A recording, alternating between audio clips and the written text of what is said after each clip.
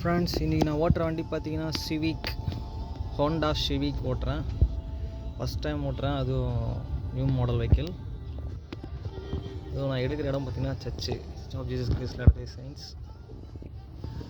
அங்கே தான் எடுக்கிறேன். தெரியுதா?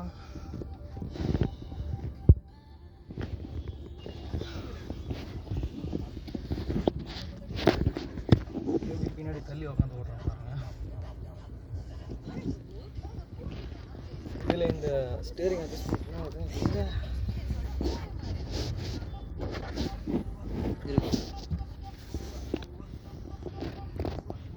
சொல்கிறாங்க. First time